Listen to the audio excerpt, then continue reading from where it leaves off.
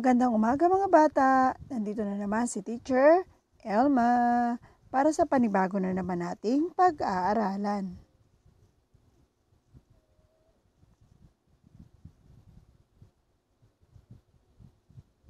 Ang ating pag-aaralan ngayon ay tungkol sa mga katutubong disenyo. Ano-ano kaya ang mga katutubong disenyo?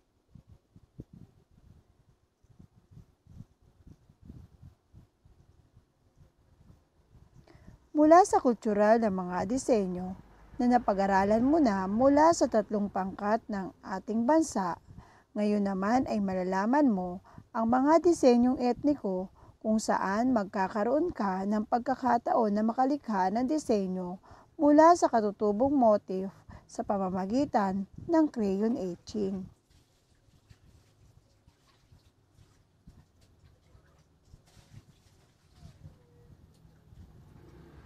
Masdan ang mga nasa larawan.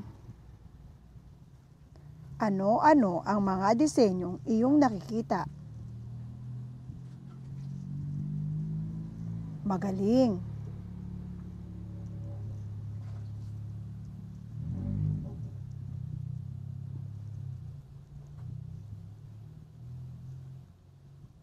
Napag-aralan mo na ang iba't ibang disenyo ng mga kultural na pamayanan tulad ng Luzon, Visayas at Mindanao. Punan ang tamang sagot ang chart. Ibigay ang kanilang mga disenyo sa kanilang mga kagamitan at pananamit. Aralan mo na ang iba't ibang disenyo ng mga kultural na pamayanan tulad ng Luzon, Visayas at Mindanao. Punan ng tamang sagot ang chart.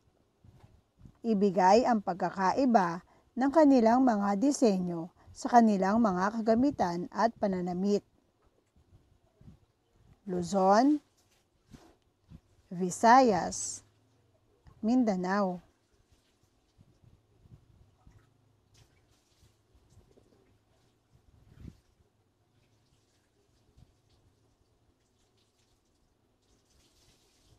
Pagmasdan ang mga larawan ng iba't ibang katutubong disenyo na gawa ng mga pangkat etniko sa Mindanao. Tukuyin kung ang mga ito ay yakan, tausog, o bagobo.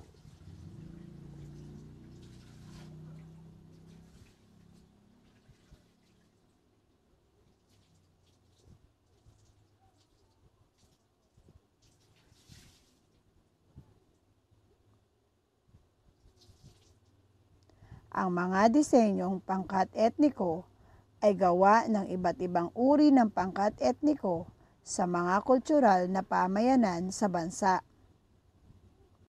Ang mga disenyong etniko ay gawa sa iba't ibang uri ng pangkat etniko sa mga kultural na pamayanan sa bansa.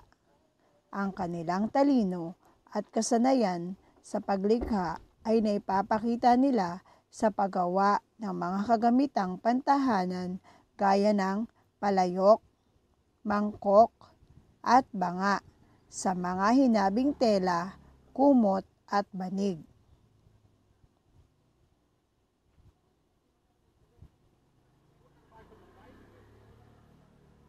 Ito ang iba't ibang disenyo o dibuho ng pangkat etniko.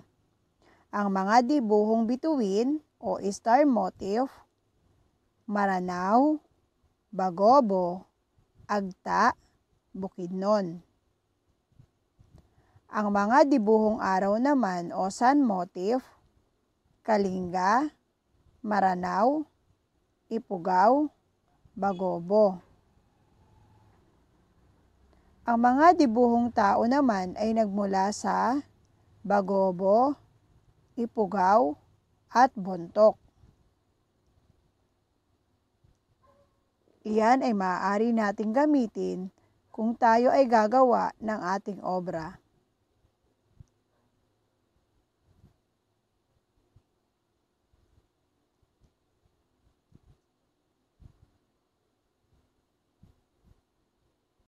Number 1, Mga dibuhong bituin. A. Maranao, B. Agta, C. Bagobo, D. Ipugaw. Number 2, mga dibuhong araw. A. Kalinga, B. Maranao, C. Ifugao, and letter D. Bagobo. Mga dibuhong tao. Diinan ng maigi ang pagkukulay sa buong cardboard.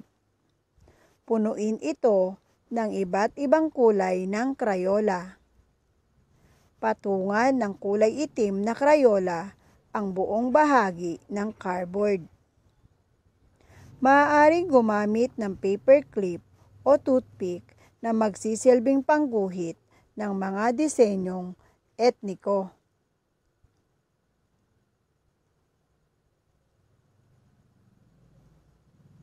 Pumili ng mga disenyo na naiguhit mula sa mga larawang ipinakita ng guro.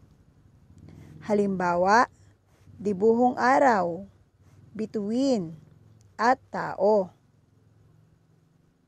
Maaaring gumamit o umisip ng sariling disenyo gamit ang iba't ibang linya at hugis para sa gagawing likhang sining.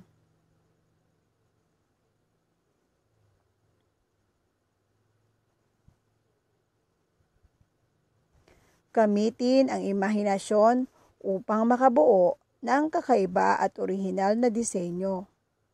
Lagyan ng butas ang itaas na bahagi at lagyan ng pisi o tali.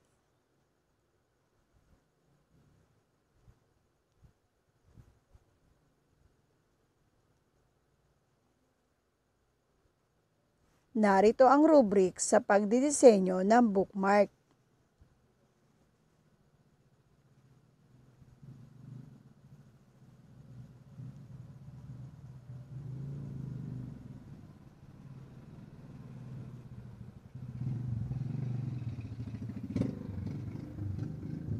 Para sa gawain sa pagkatuto bilang 3, isulat ang tamang sagot sa kwaderno. Piliin ang sagot sa ibaba. Kanino kayang mga disenyo iyan? Bayawak ba yan? Araw ba yan? Puno ba yan? Agila ba yan? O kidlat ba yan? Ang mga disenyong etniko o dibuho ay may katangi-tanging kagandahan. Dapat nating panatilihin at ipagmalaki ang mga ito upang lalong makita. A. Maranao, B. Agta, C. Bagobo, D. Ifugao. Mga dibuhong araw.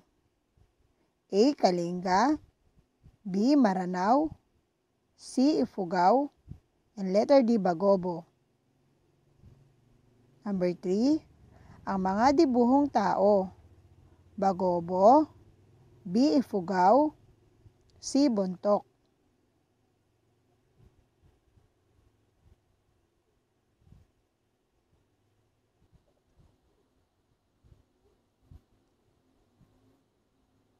Ngayon naman, gagawa tayo ng bookmark. Kailangan natin ito, kung anong meron kayo dyan, yarn o kaya ito.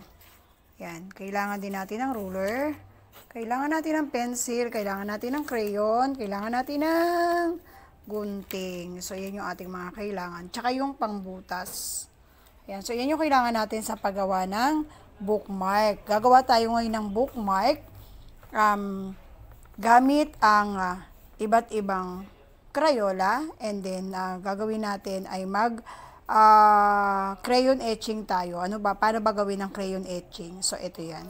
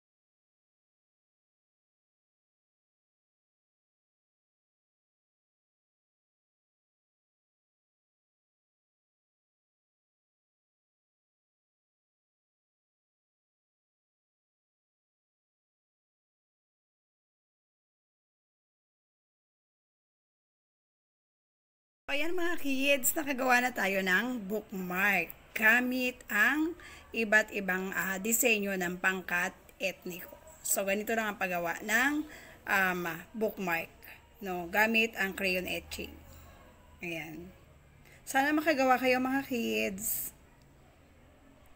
Pwede nyo itong lagyan ng cover. Pwede nyo itong lagyan ng plastic cover o kaya yung makapal na tape para hindi dumikit yung kanyang kulay, no. Pwede mo na siyang gamitin as a bookmark, no. So pwede niyo na siyang gamitin. Meron ka ng sarili mong bookmark. Ayan, sana makagawa kayo mga kids. Hanggang sa muli.